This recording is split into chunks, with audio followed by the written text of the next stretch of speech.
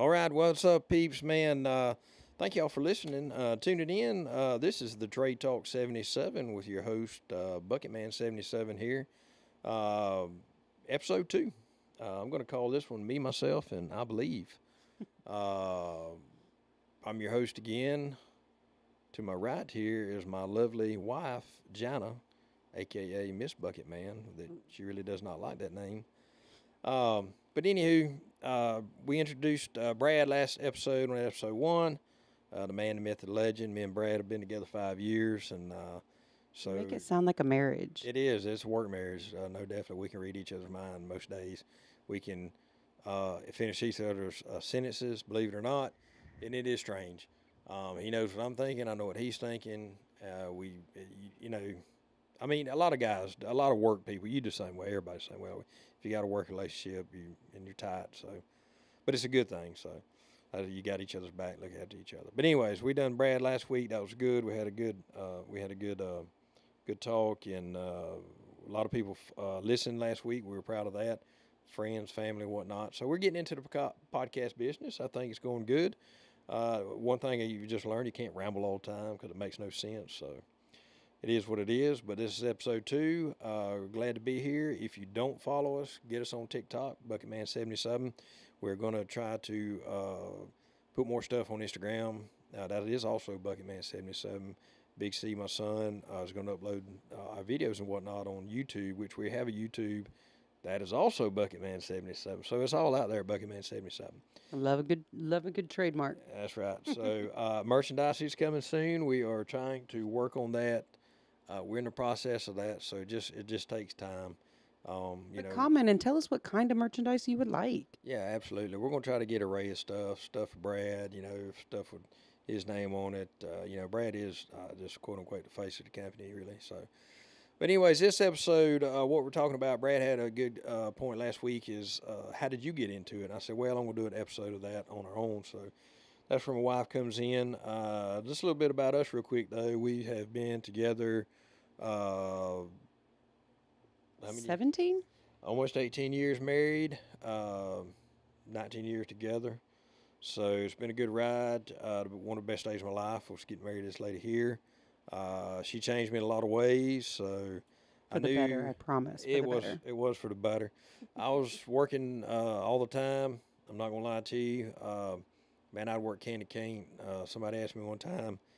Hold up. You would work what? Can to cane. I'm going to need you to explain that Murrayism. CAN to CANT, can to cane. So like I can do it yeah, until I can't do it anymore. absolutely. Okay. I thought you said like candy cane. I was Candy cane. It's confused. just the way I talk. So a lot of people. That was one of the things that made me fall in love with you, to be Yeah. honest. Yeah. So Your Murrayisms, you got to figure them out, and I'd never heard 90% of them. I have a lot of sayings and don't really know where they come from, but anywho. So we met. She was living in North Alabama, so she's a northern girl, and I was down here, and she traveled around with her parents were her dad was in the military, so she's a lot more proper, a lot more educated, talks a lot better than I do. But I recruited her to move down to South Alabama. Recruited me. God's country. So that's where she landed, and we ended up dating, and we got married, and it's been a good ride ever since. Got 2 kids, very proud of our business. So she's been with me through most of my journey, or a lot of my journey. About 10 years she wasn't with me in the trade business, but she has been for the last 18. And she can tell you it's a bumpy road sometimes, it's up and down sometimes, but you see the good and the bad and the ugly of it all. And she's been right there with me. We've prayed about it, we've talked about it. Why are we still in it? Things of that nature. So that's kind of where we're at. And just a little bit, she was just kind of interview me today. That's what she wanted to do, and just a little bit about why I started and what the reason was behind me starting. So, well, you're going to have to back it on up a little bit Yeah. and tell us. I know that because of who your father was, yeah, I guess he still absolutely, is. Yeah, Well, he doesn't work full time anymore, Yeah, but I was retired. I know you grew up in it. I You did. grew up. So give us a little, just short, brief. Please do not go into the long childhood story. Yeah. But a little bit about how how your dad would make you work or wanted to work with you, and then jump to like after high schoolish. Okay. So my dad was a longtime plumber electrician in this area. So we live in Henry County, Alabama. Dad, I would say he was like the county electrician and plumber. I mean, there were other guys around. Don't get me wrong. There's some good guys. A couple of them that come to knowledge are passed away now. But Dad, he stayed more or less in the county. I mean, they could depend on him to go anywhere, and that's what he did. So back in the early days of, I remember him just growing up. I mean, him out there working, he'd be gone. Well, first of all, he cooked breakfast every morning. So that's one thing I give him props on. My dad cooked breakfast for our family. There's 6 of us in the household every morning, and that was awesome. So we'd eat at 5:30. After that, we cleaned up. He was going to work. He blew the horn when he come down our half-mile driveway, and we'd be scattered in the woods or something. But he'd blow the horn, and that was time to come in. So he'd make those 12-hour days, and but he worked hard. I can still remember Dad one time told me that he was making $10 an hour. And Wow. I mean, yeah, that was in the first of the 90s. But anyway, With a family of 6. a family of 6. So think about that flood we had. My mom's a teacher, so thank God for that. So, but anyway, so just being around him, my uncle C.J. Elliott was an electrician, also a electrical instructor at Wallace College in Eufaula, Alabama, for 27 years. Uncle Joe knew electricity back and forth. He just knew it. He was a early days, late 40s, 50s, late 50s, 60s plumber and electrician. Now, funny thing is about this area, and I'm not sure about other areas in the state of Alabama, but in our region of Dothan, in this area, if you did plumbing and electrical, residential, you did them together. There was no split. You done one, you done both. That seems odd because when you put water with electricity, Yeah. it doesn't really work. But I guess when you're doing houses or any type of residential, especially new construction, you have to kind of do them at the same time because well, I mean, Yeah, and you you're got to do them right. before you put the walls up. You got to do Yeah. them before there's certain things that you need to be able to get behind those walls, Yeah. under those slabs in order Well, for the yeah, next but stage to come. yeah, Is you're there right. any reason why you? No, there's no. My dad can't. He cannot put a. He don't know. He said that's what you did. I mean, if you did your plumbing, you did electrical. Early days, there's a code for both. You just kind of. He just kind of grew up knowing it. Uncle Joe taught him. He didn't really have any formal education until he graduated high school. So he worked with Uncle Joe during the summers. He also farmed. He was coming from a farming family. He helped my grandfather, my uncle farm, and really that's what my dad wanted to do. And I'm going to interview my dad. I'll let him tell you more about it. But he really wanted to farm. He went to electrical school in 1965 and 66 at Wallace College. It just opened the doors in 65 here in Dothan. They offered a night school. He went to the night school. He graduated high school in 65. Yeah, 65. So, yeah, because my dad's 75 this year. That's right. So he went to night school and then got drafted a couple years later in 67, 68, spent a couple years over in Vietnam, 2 or 3 years over there, and came back. Now, he wanted to farm, and he'll tell you the story too, but, unfortunately, you get drafted, you go into Vietnam, you don't know if you're coming back. I mean, that's no easy way to say it, and he'll tell you that too. So when he was gone, the farm was my uncle. Still had to go on. That's right. My uncle had graduated high school, and him and my grandfather kind of entered a partnership into it, is what I was told.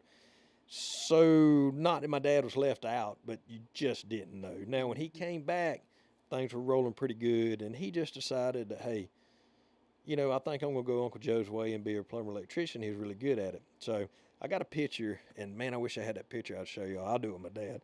But I got a picture of him in 69 or 70 with his work truck, and I have to show that picture on YouTube. It's pretty cool. He hand painted a sign on his truck, had an old F-250, wooden ladders. He built his own ladder rack. It was pretty cool. But so he really kind of started on his own in 69 or 70. He'd come back from the war, and that's where he started. So he did it for all those years. He enjoyed it. My dad was really good at it. I mean, he was good at plumbing, good electrical. And when you get good at something, it's an everyday motion then, just knocking it out. He was so good. I mean, he could tell you what was wrong before he got there. He knew what was wrong. He could fix it. So just growing up into this, I was a goer, shaker, doer. I love my dad. I always wanted to ride around with him, and that's what I did. I mean, when he was gone, I was gone. When he was waking up on Saturdays doing something, I was right there with him.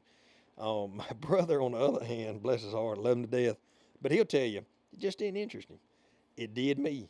I don't know why my brother didn't take a knack to it, and I did. I have no idea. Well, I think that's personality and Yeah, different ways of doing yeah. things, and It's kind of like you our see the world kids. differently. Our kids definitely Cody, see the world differently. yeah, Each of them. Cody's a little different.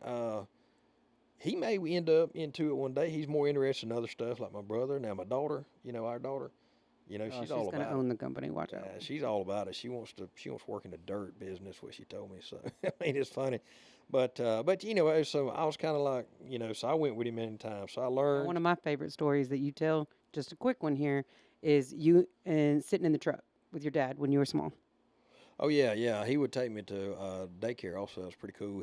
I had a black lunchbox, old school, one that flipped over, and he made. I would sit there and had to have no doors on the truck, no doors. F-250, no doors at all. I don't know why. It was hot. We rode around in the wintertime. But and into that long dirt road out in the country, and so Daddy, when he got to the road, he just kind of peeled off to the right. We was going into Columbia, about 8 miles away, but lo and behold, that one morning, somebody coming down the paved road, and he didn't notice it, and he slammed on brakes, and I flew off that dang lunchbox, and I hit my head on the dash. So the next day, Daddy had put two eye bolts in the back of the seat, and he had a bungee Smart cord. man. So when I sat on the toolbox, he brought that bungee cord around my arms, and here I am now, like this, I riding just on want it. to know, was it one of those, the old Oh, rubbery? black, yeah. Oh, Oh, yeah, that those black. old school black when he'd hook it. So it was pretty neat. I mean, that's my dad, and he invented all. Man, Okay, he but was that's in a it. whole nother Yeah, he episode. was in a state of invention all the time. He still Always, is. yeah, always Still is, is. still is to this day. But let's talk about you. So So yeah, after the lunchbox so situation, lunchbox doing that. So I went with him everywhere. So I started learning it, but I was getting better and better. And through high school, I'd work on. We had a family friend. I work on his farm, and I'd help him. I'd help Daddy. So was doing both. But as you get older, you see the trial, tribulations, the struggle that your parents go through. And I swore up and down I wasn't going to do this work. I said, nope. I said, I've seen my dad do it. I've seen him break his back. I've seen him struggle. I've seen him. I'm not going to do it. I'm not going to do it. I'm not going to do it. And I just swore it off for years. I tried college. So I spent one semester in college, believe it or not. And, 1 year and one semester, trying to go back and forth. But, anyways, didn't work out. School wasn't for me. I called my dad and said, Dad, I wasted your money. I apologize. And I was deeply apologetic about it because I did. I wasted their money. School's not for me. What am I going to do? And he simply said, you come back home and you can work with me. No problem. You'll have a job. He said, I will find you somewhere to stay. And hold up. You can What start do you me mean on find that. you somewhere to stay? You Oh, can't dude, come when and move there were back in? 6 of us. I was the youngest. When I moved out, they had remodeled the room. Every room in the house was taken, but the guest room, and you weren't gonna lay your head in the guest room. That was the guest room. You're not it a wasn't. guest. So in all, when I was 18, half, 19 years old, it's like I'll find you somewhere to stay. You're gonna start paying rent somewhere, but it ain't gonna be here. And he says, me and your mamas, and Wow. we done. Yeah, he said, That's we so know. completely different from today's I society. know. He's like, we're used to y'all out of the house. You ain't coming back. So, and that was it. And believe it or not, he struck a deal with Mr. Billy Woods, a friend of ours in Edland, who had some duplexes. And that Monday, as I was moving out on Friday, that Monday I had a place to stay, paying rent, and I had a job. So I was very lucky. So you did get to stay in the guest room like maybe No, 1 or 2 nights? no, I didn't come on that Sunday. I Oh, rolled okay. right into my apartment. I You was moving rolled. into my apartment on Sunday. Yeah, that's how it was. Like middle of the month. I mean, I had to pay that half rent. I was depressed. I thought I was going to get like a month free, but it didn't work out. So anyway, Dad wanted you to start paying it back oh now. yeah. So that's where my career began. I began minimum wage then was 5 something an Mm. hour. That's where he started me. He says, you can work minimum wage for a little bit. You're going to see what it's like. I'll move you up as long as you progress. So I did. So right then, I swallowed my pride. I humbled myself, and I said, if I'm going to do this, I'm going to be the best that I can do. And that's where my journey kind of took off. So I started soaking the knowledge up, absorbing everything he was teaching me. I was learning every service call we went on, every house we did, everything about electrical. I was reading books, reading plumbing books. And I kind of figured out the code. We got a code, so I was reading code books. I was doing this, doing that. So that's kind of where I started. I tell everybody I was raised doing it, but I really didn't start till I was 18 or 19 Now, in how the quick was business. it until he let you like do some on your own? Like, let's just say, Well, I, let's say, a service call, not necessarily, a big, yeah, huge situation, but right. something like you said earlier, you Seats and just knew washers what was in a going tub. on. Absolutely. And so he can send you, he knew that you were Yeah. confident. About how long did that take once Well, you about a first? year. I mean, Really? yeah. I mean, but you got to think now. My dad when I was working with him, he had a couple of guys working with him, and they were kind of doing service calls too. So I was riding with them, You're a riding low with man on the him. totem pole. So and then a friend of ours worked with him for years, and then he wanted to get out of the business, which he did, and he went on. So that kind of put me back into that place. I was about a year and a half after I started, maybe 2 years.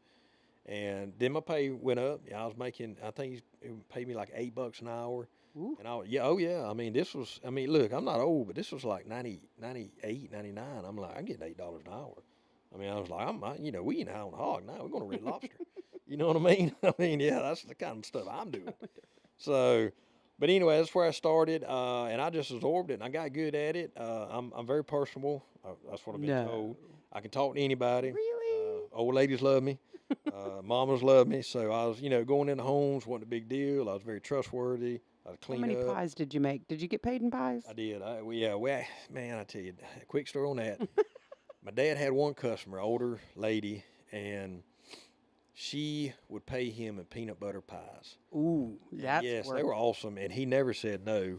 It didn't matter how many days, hour, whatever he spent over there. He didn't charge for anything, but she always had 3 or 4 peanut butter pies made, and that's what we did. So quick, so when my dad kind of was retiring, and I was taking over, I remember going over to her house one time, and I was gonna just draw her out a bill real Right. quick, and she had them pies laid up on her counter, and she said, "Well, your daddy, I just always give him pies, and that was it." And I looked dead at her, and I said, "Yes, ma'am."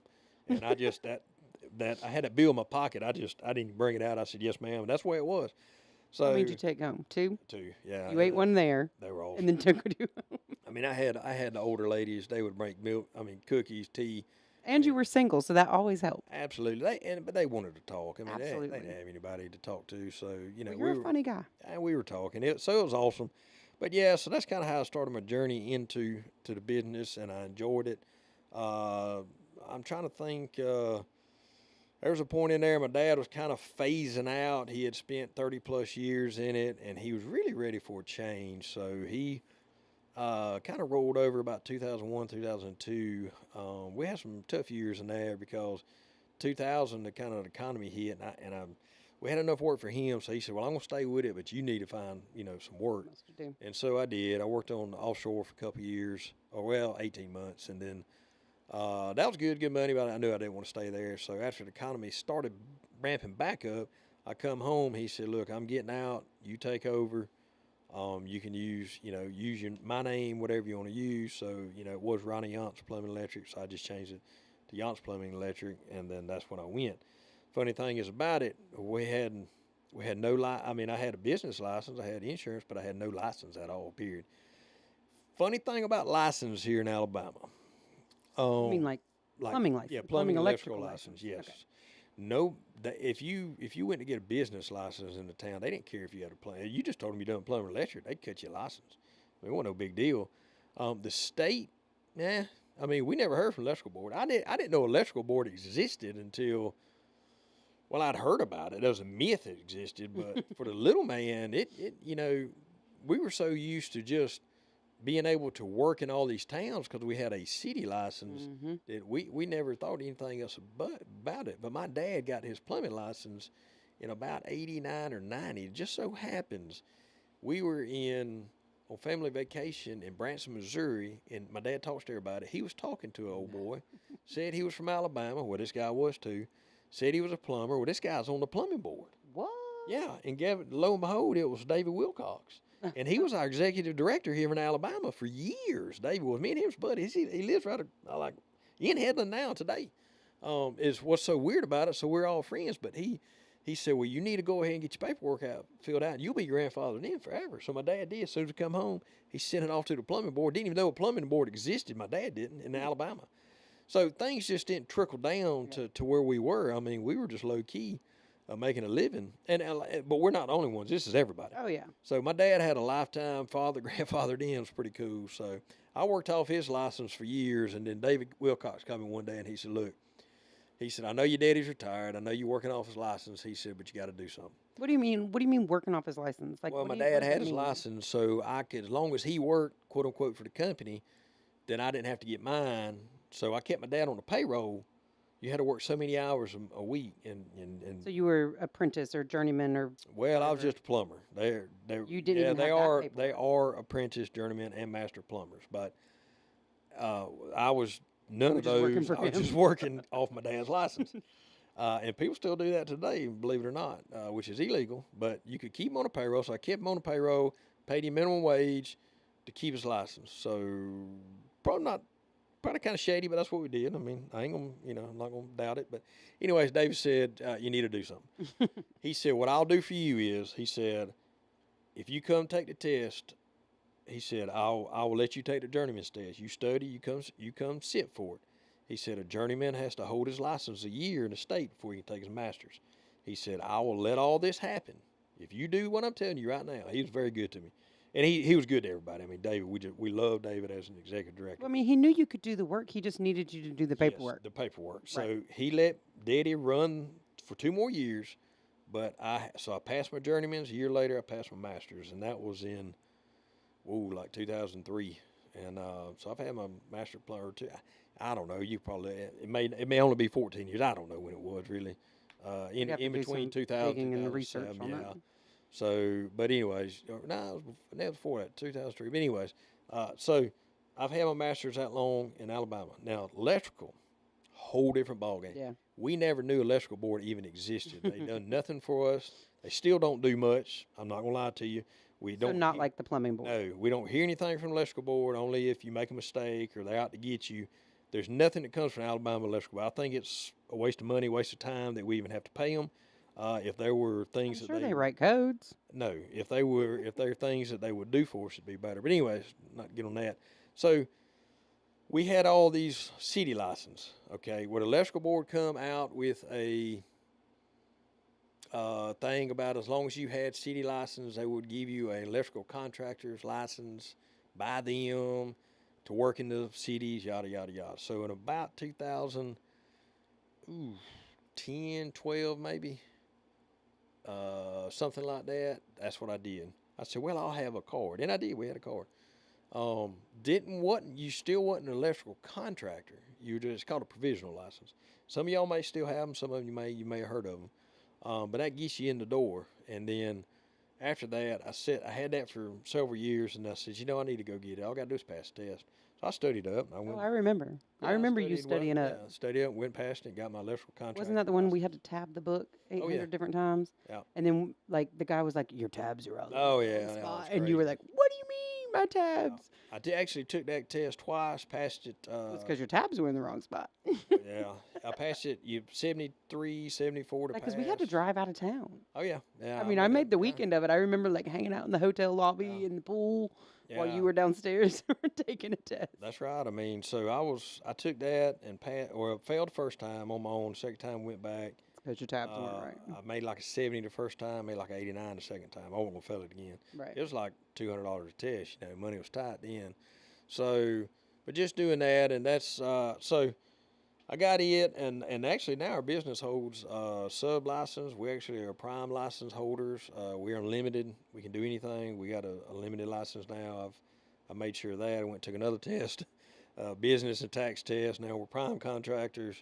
Ain't a lot of primes. I mean, there are a lot, but there's more just electrical contractor and prime. Prime takes a lot, but proud to have that. That's just for certain companies we work with. But you remember working. So when I worked for the plumbing company, so I was working for myself after my dad, quote unquote retired. He actually started working with the city of Dothan. Did it for 3 or 4 years. We got married, 2005. And I decided, right now, things were getting tough again, 2004. Yeah, you remember the early days when 2005 we got married, like I said, and the economy was going in a tank. You remember that? 2004 was coming, man. The recession was I was coming. in love. I didn't know anything like Yeah, that. whatever. So I was like, this is not going to work. I'm not making enough money. I'm just not producing out. We don't know what's going to Oh happen. yeah, I was scared that you Yeah. owned your own company. I remember having that I know. conversation. So what I did was I said, I'm going to close up shop. I didn't owe no money to nobody. We had no payments, and I was very thankful for that. We actually got rid of the backhoe. Remember that? Yeah. Mm-hmm. So Your baby, you yeah, mean? yeah, we got rid of the backhoe. Never seen a grown man cry. I know, but it was time. So We we used to went use out it no for everything. no money. I had a friend that got on in a plumbing company, a commercial plumbing company, and I had done some commercial work, but not a lot of it. And I says, he said, I can get you on. That's no problem. Made some phone calls. I got interviewed that week after, and I got hired. So with just my basic knowledge of everything and then having my plumbing license, whatever, it excelled me and stepped me up to a foreman. They said, well, we're going to start you off as a foreman. So going into it, one of my friends still living, Mr. Leo Taylor over in Newville. Never met him before until that morning I showed up. He said, I'm Leo. I said, I'm Murray, and then we become fast friends. Fast friends. Yeah, he took me under his wing, and he told me, he said, I'll teach you everything I know. He said, just stay in there with me, hang in there with me, and you can make some good money at this. So, now this was in 2006 when all that happened. Right, yeah, 2006, yeah.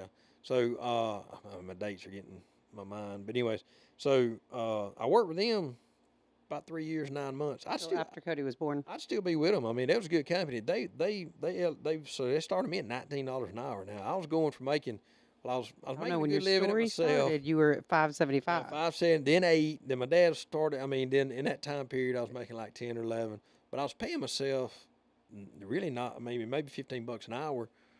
On my own, but man, they started me at 19. Give me a truck, gas card, but the only thing was we had a lot of work out of town. I was okay with that. Yeah, so we stayed out of town, and Jana was pregnant not too long after that. Or no, Cody was born. Well, you say out of town. He wasn't born yet. We were first married. That's right. And you say out of town. Okay, like you're exaggerating. So you would leave. Yeah. On first thing, 4 a.m. or yeah, so. Or 3 a.m. Monday. On Monday morning, and you would be back by Thursday night. Oh, yeah. Well, it's still out of town work. And I get that. But like when I say I had a weekend of work, basically. Yeah, and then you would come home and then we would do stuff together. So it right. wasn't like you were gone all week. It was just like 3 nights. Yeah, 3 nights. I mean, that wasn't that big of a deal. It's not, I mean. Now we work 12s or 10s, 12s, and whatever they want to Boy, work. Did you get on a routine. I remember that. Yeah, I got on a routine. Sunday after church, you and I would spend most of the day cooking and prepping for food. We would do all of your food prep. Well, now you got to tell them those early days. And now we're very to back up. I'm I know a little stingy. Yeah, we were very frugal with money. And now I wasn't at one time. Now I go ahead like and tell to you that. coupon. But me and Jenna got married. We made a commitment that we were not going to spend needless, and we still don't today.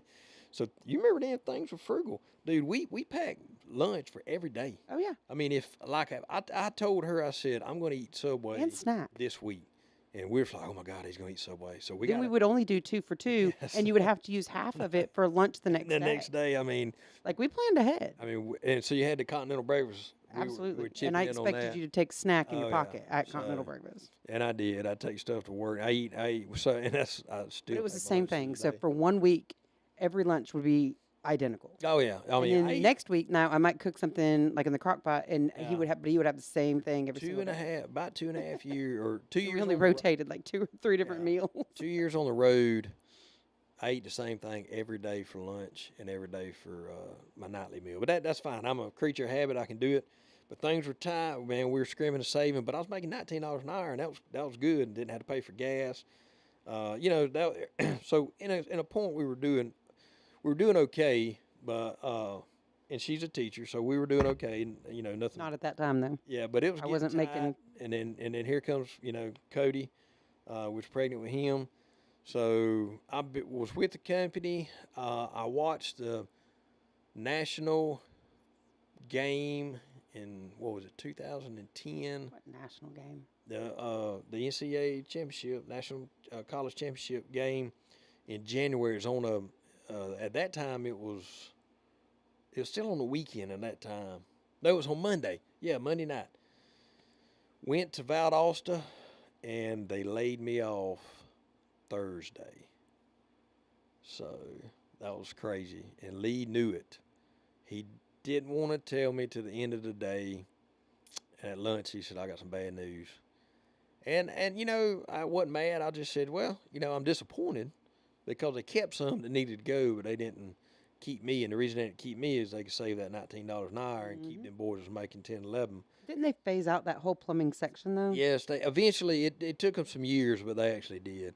So, but anyway, so that ride came to an end. I came back home. Lee, actually, I had to leave my truck. I had to leave my truck over there, so it was like a long ride home. 3 guys in the truck that didn't really house 3 guys and all their stuff. And then he brought me home, and I called home, told Jan, I said, hey, they've let me go.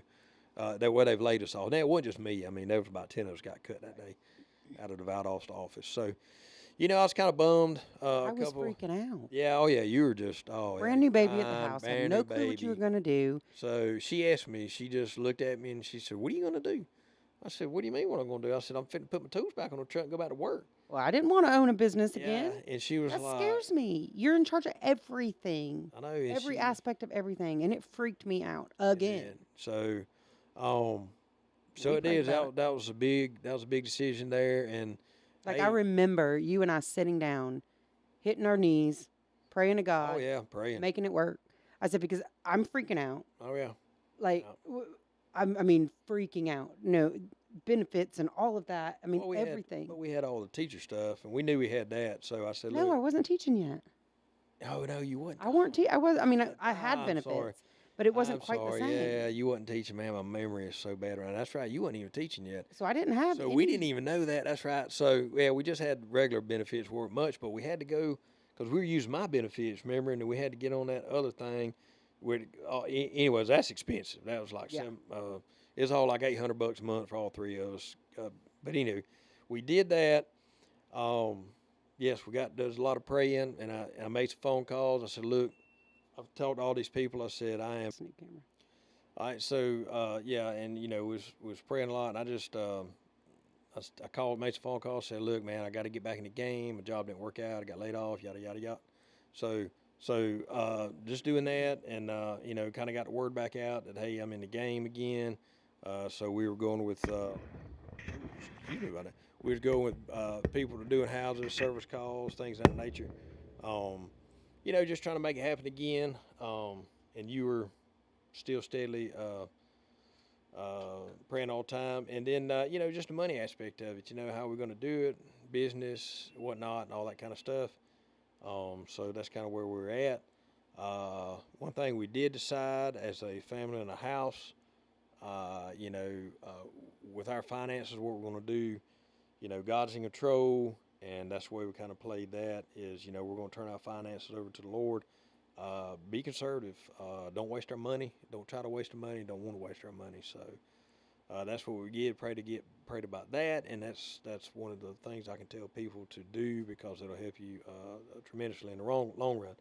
So just doing that, things progressed. I was getting more and more busier. Hired my cousin to work with me. We did that for couple of years. He stayed with us about 3 years, and then I've had guys come and go, but just been steady. We always had steady work. I mean, there wasn't nothing that wasn't steady. I was doing service calls. I was doing houses. I was busy all the time. I mean, we made a good living. There was nothing about it. What's funny is I just remember that one time you were kind of put your name back out there. You're like, yeah, I'm back working. Like, I just remember you didn't even take half a day to make enough phone calls to say I'm back working, and you had enough work. Yeah, and I think not like overwhelming work, but I mean it was steady enough to put stuff on the table, and that's what we needed. Yeah, absolutely, and you just to make me not freak out. Yeah, you have that good reputation too. Because you were getting calls even when you were doing the commercial stuff. People were still calling. Still calling, and I would. Or they still calling your dad or your home phone. That's to be honest. And I was doing some on Fridays and some on Saturdays, just to make a little extra money for me and Jana, something needed. So, but that was cool. We were doing that. Just progression, we stayed busy. The help situation's kind of hard to find help here and there, but I can maintain most everything by myself. I didn't try to grow too big. But I knew that I was good at what I done. I mean, I was good at plumbing. I was good at plumbing. I was good at electrical. But I says, there's a way out there to make a little bit more money. And I'm not obsessed with money by no means. But I said just to have a little bit more in the bank, in the business, not personal. We're doing okay. Financially we're okay. But You just I said wanted just some like yeah, just cushion, well, you wanted to be able to buy what to you make it needed. to make a down payment on Hmm. tools or a new truck or just something. Now I never had anything new, but just something I could afford to buy. Just buying tools was a big thing, and I learned more and more about business. I learned what to do, what not to do. I made my share of mistakes. I can tell you that, but I just had that passion for it, and I enjoyed it. So I was a good plumber, good electrician. People knew that, and I really took pride in my craft. I'd go back. I'd make just little minor changes. I would do this, that for customers. I would talk them into stuff because I said that's the way I wanted it in my house. But I just knew after all the residential years that this just wasn't my calling. They're just, I'll just be honest with you, if you're just not doing bounds and bounds of it, or have five guys running service all day, you can really wear yourself out. You can run yourself ragged, and the money's just not there for what you're getting. And I knew I got to make a change, so I decided to go big or go home there for a minute. And I decided, I'm gonna put kind of the electrical on the back burner a little bit, and I'm gonna get out and do commercial plumbing, man. I'm good at it. So that's where we started, man. I bid it on one of the just a low key job with a contractor that I knew in Dothan, and he said, you gonna bid this job? I said, absolutely. I'd like to bid one with you, and I got it. And it wasn't big. I think it was like $25,000 plumbing job. Now that was big, huge to me. For us, yeah. I've never had a 25,000. I mean, it took 4 or 5 houses to make $25,000, and that's plumbing and electric. But I was like, dude, this guy's gonna pay me 20. I bid $25,000 for this job. It was just a couple of bathrooms, kitchen, it was a little multi-purpose center. Well, it went smooth. We're still sweating copper and doing all this. They doing all that old school stuff. And I said, man, that's good. Everything went good, man. He shook my hand, in a job. We made dates, we made changes. Money was still pretty tight, but we was able to buy some more tools we needed. I was able to build a small building, out back, and just things of that nature, kind of upgrade stuff. And that's what I wanted to do, And then I was able to hire somebody, so that was good. We was hiring somebody, so. And then the commercial work started coming more. Once they know you and you do a good job, your name gets passed on. Well, I was noticing some of the bigger guys in Dothan, we were head to head on bids. Sometimes they would be getting it, sometimes I'd be getting it, but all in all, we were dollar for cents. And so I started doing some bigger work, And now look, we were just really a 2 or 3 man show, but I've always been able to do plumbing pretty quick because I dream about it. I can see the job in my mind. I dream about it at night. I know what to do. So I'd go in there and whoop it out the next day. Well, because you say you dream about it, it sounds a little weird, but what you mean is that you see the steps before they happen. Oh, absolutely. So Yeah. you know exactly, like Absolutely. today is Yeah. going to be day one. Yeah. This has to happen in order for day two to work out where I need it to. Not like Yeah. you're sitting there dreaming about the Yeah. plans or anything, but you think about it, and you can see steps before and problems. To Yeah. be honest, Oh, yeah. you see that too. You see Absolutely. problems before they happen, Yep. and so you can adjust accordingly. Yeah. We can make all kinds of different, absolutely. sports analogies here, but I mean, just like a good quarterback would. They see the difference or they see a problem that could happen, and you go ahead and adjust for it. And That's right. you've always been able to do that. Yeah, on the fly. And so we started growing that up pretty quick. I had a couple of guys working with me. Everything was going good. Started getting more and more jobs. I mean, we were doing, I would do 3 or 4 or 5, 25, 35, $45,000 jobs a year, plus service work, plus a little bit of houses on the side, just to keep busy working between jobs. I did that for several years, 3 or 4 years, 5 years, 6 years maybe, something like that, 4 or 5 years. I don't know. I still imagine that I you're know. next door trying to rough in a house somewhere. Yeah, so I was. You need me to come and sweat some pipe for you, and you're like, I don't even do that anymore. Yeah, so I was doing that, and I started getting, kind of bigger, but I knew if I got bigger, I had to grow. I had to grow employees, and I just let y'all know, employees are tough, especially if anybody wants to do plumbing. But I had some guys that would work. We made it through some thick and thin times, but I know I was able to work at the nuclear plant, so we got a local nuclear plant here. getting on and working at a nuclear plant, I made some money on that job.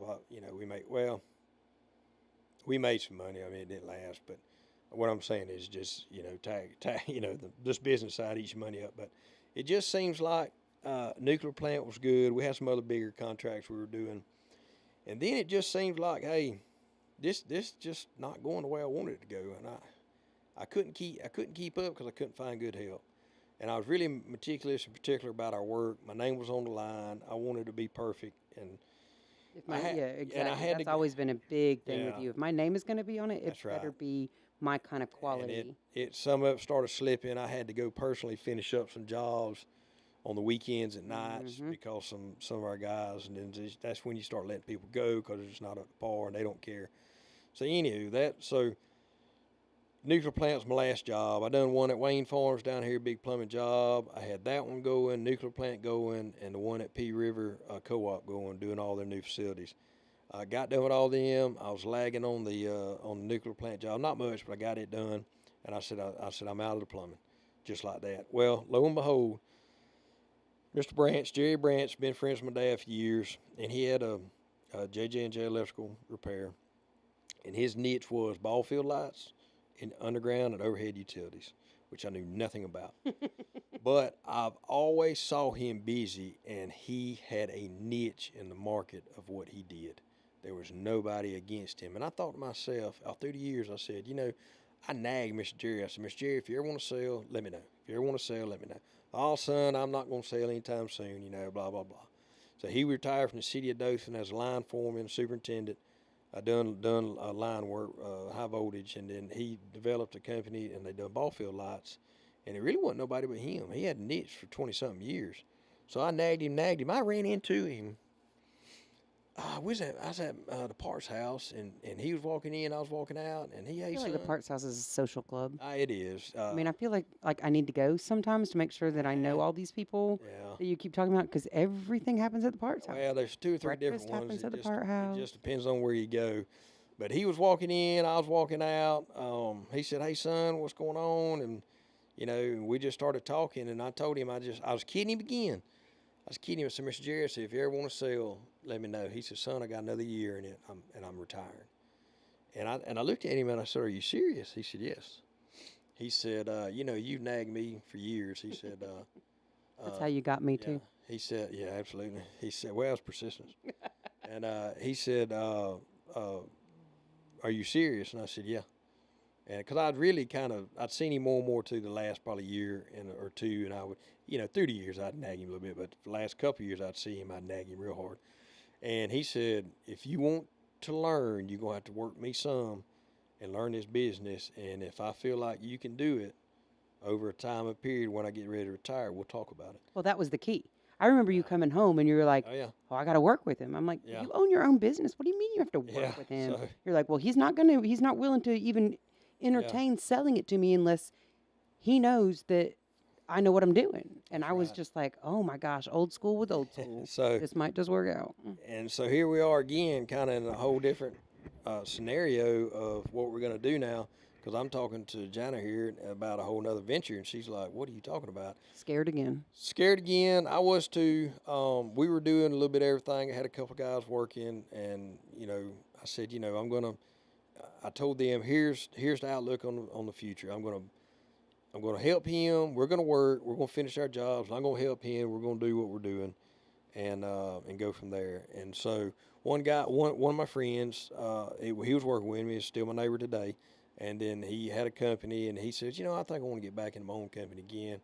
It's kind of the timing was right, and I said, okay, well that's no skin off my back. I totally understand. So just me and Brent working in, and I would work on with Mr. Jerry if he had jobs going. I learned the business. It took about a year, and then he showed me everything. I got a fast track in the line work, got a fast track in the do's and don'ts, and I'm still not, probably qualified, one of the most qualified people, but I can get through it, and I can make it happen, I can make it right, and I can be safe. When you always got them in your back pocket if you need a phone call. Oh, yeah, and all the other people that helped me through, but we would do ball field lights, was a whole different animal, so bucket trucks and whatnot.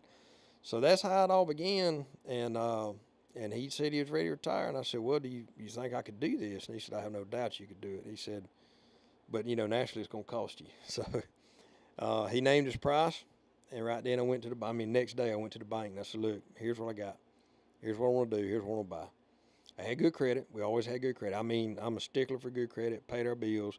I was good standing with the bank. The bank, we have a good relationship. That's why we bank with People South. They'll help you out. They're good to you, but they'll tell you no also, which I needed. So a good friend of mine was the banker then, and she really had her doubts, and she told me that. She really was questioning back and forth on what I really wanted to do. But she said, if you can cough up the collateral and whatever you need, I'll make the loan happen. And buddy, I swear, I coughed all the cash I had, the mortgage on the house, the mortgage on property I was not even receiving yet. My dad let me mortgage 60 acres of the property I was going to get one day. Thankful to him, and it all worked out where I had a down payment. And when I bought Mr. Branch out, Hold up. When we negotiated with Mr. Branch, do you remember that? Yeah, I reckon. Well, he did not want to give up his phone number. Oh yeah. Do you remember that? He was like, "What do you mean I got to give up my phone?" Yeah, that was the funniest thing, because all the schools, all of everybody the knew that phone number. They had that phone number. If they didn't have his name, Yep. They had JJ&J, and they had that phone number. I mean, I remember calling specific places trying to see, well, who really does know this guy? How much business does he actually have? Everybody knew Mr. Branch. And they may not have known his name, the bookkeeper, but if they looked him up, that phone number. And I said, they knew the guy that fixed the ball field light. Exactly. So coaches had his name, Absolutely. principals had his name. I got superintendents have my name now. I mean, it's so funny. But you're right, Mr. Branch. But he was like, what do you, but yeah, we went and worked the deal out. I says, I got to have your phone number. Of course, we told him ahead of time. And I remember Miss Jimmy, his wife, saying, it'll be okay, Jerry. She said, guess what? He was not having it. Yeah, he's just old school. And he said, she said, guess what? You'll get another number, and you ain't going to get nobody nagging you all the time. Let him have the headache and the phone number. You get you a phone number, and we'll just call who we need to call to give that number. That was funny. I'm glad you remember that. Yeah, my memory ain't as good as it used to be. So that's where, I went into a whole spin of things. We still to this day get phone calls. Oh, yeah. Asking for Mr. Mr. Jerry, yeah. Yeah. So that's where I was, and we landed into that, and I felt like I could do it. And then he worked with me, to kind of show me the range for about 3 months. But he knew I had it. And, man, I started digging holes with that old truck, and we still got it. It's a great truck. I started fixing ball field lights. People just had to get used to me and whatnot, and I was getting used to them. And it was wonderful. A buddy of mine was helping me. He was having a good time. And, man, we persevered that first year. We made some pretty dang good money. Was able to do some things around the shop and all, and kind of invest in the business side. Well, we had to. I mean, you now had this right. So I had, giant truck. Yeah, I had three of them. We overnight, I felt like we acquired so much more junk than we already had. 4 vehicles: the van, the Zuzu, the big bucket, and the derrick truck. And we've had your dad's truck, truck, sitting out here for years. Well, as long as we've been here. I mean, and so like, I just remember going, oh my God. And we only had 2 acres of land then. What are we going to do with all this stuff? We had 2 acres of land, but luckily we had a little in and out to the back part of our land. We built that other building, built the red iron barn, and we had an old barn already. Yeah, the old barns. That was our parts house. So that's where we were. So I went in at full throttle. Made some pretty good money that first year. The Lord was looking after us. He made, about the time you started getting slow, boom, something would happen, man. Phone started ringing. People needed you, calling you. Yeah, it's so funny. If you got a truck that can bore holes in the ground, people they will call you. So I dug a lot of holes first, second year. Still do. Brad was out digging this morning, the Funiac. But getting used to the trucks, I'm not scared of heights, whooping out the lights, people were calling. I expanded that in the first 2 years. I expanded the business, probably doubled in what Jerry was doing. I was calling schools. I was calling people. I mean, we take care of about 35 to 40 schools, municipalities now, getting my name out there. I was trustworthy, just good, and just charging, probably not charging enough then. We've had to go up, here and there, but just getting the job done. I mean, one of the things that I remember, because I was teaching at this time, that when you're in the bucket, you would always take a picture of the ball field. Yeah, ball fields. From up high.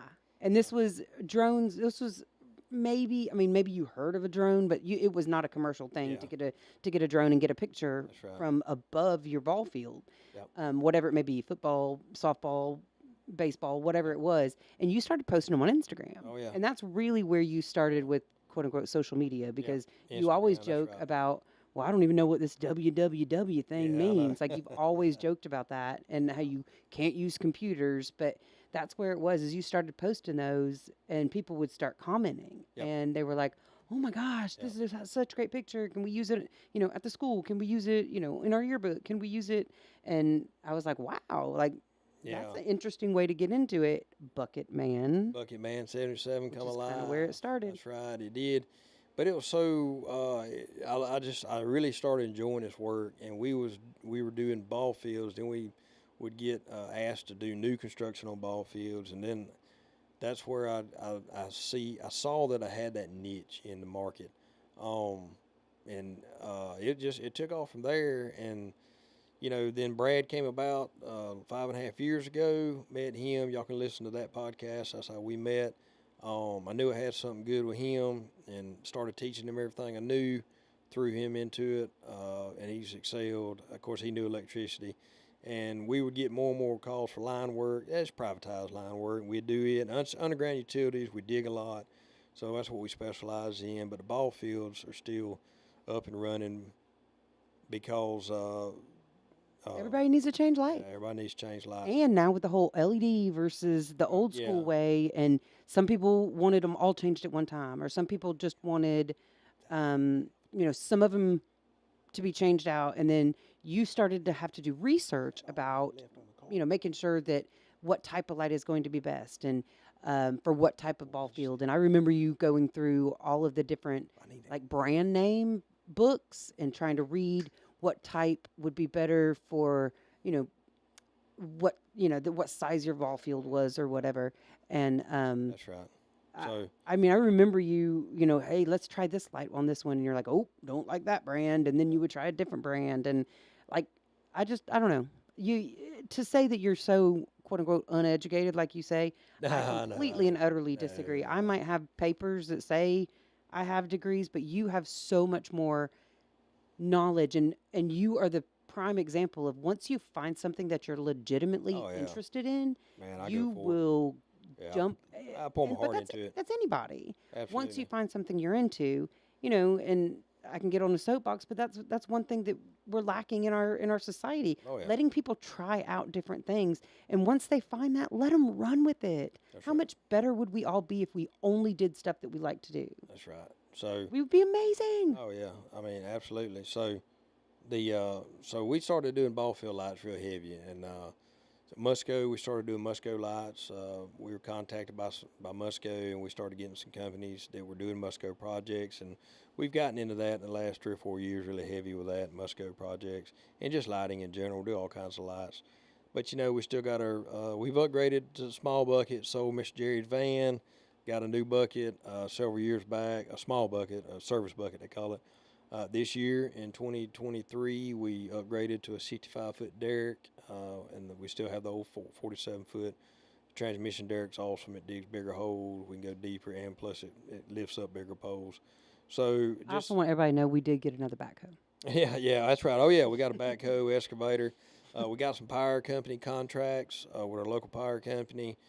Being a prime contractor, that's what we was able to get them. So things have progressed, but the funny thing is about it is business is booming, but it's just me and Brad, or me and Brad and Mr. David, or me and Brad and another guy, or but it's always been just me and Brad. And then we get a little busier. Like Mr. David, he just wanted to piddle, so he piddled with us a couple different times, retired twice. But we always loved that extra hand. But me and Brad can do it all. So I don't know. I don't even know what just for a 2-man show, we made pretty good money last year. But Brad makes more money, so I pay myself a salary. Brad makes more money than I do, and I'm proud of that. I'm proud I can say that. I'm very conservative. That's why I told him, I said, son, I don't need the money. My stuff's paid off.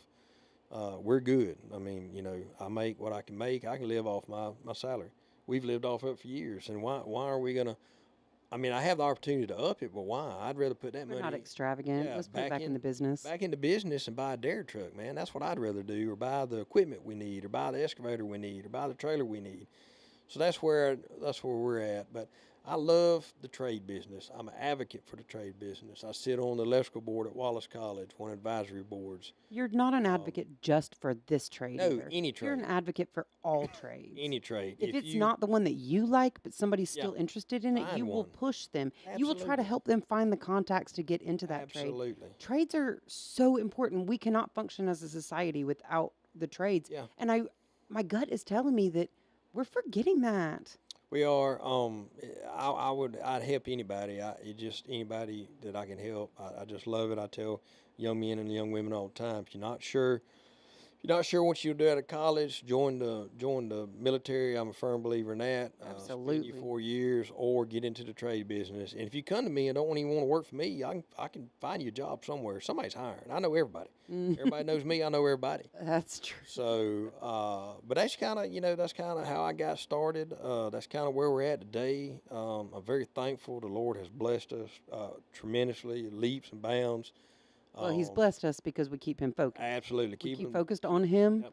We do what we're supposed to do. That's we right. raise our kids the way we're supposed to raise them. Live conservative. I mean, just not lavish lifestyles by no means, but He's first in our marriage. He's right. first in our life, and absolutely, He's the reason we have anything and everything. Oh, absolutely. I heard Dave Ramsey. I mean, I was watching him today, and he said, "You buy a $100 car to look good for 3 minutes for somebody at a stoplight to somebody you'll never meet." Wow. And I feel the same thing. So, well, we was able to buy John a new car this year, so that was awesome. Forced me to.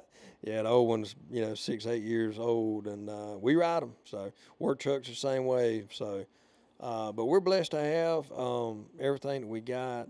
Blessed to have a good business. I mean, we're so backed up in work right now in 2023, and it's only 1st of May.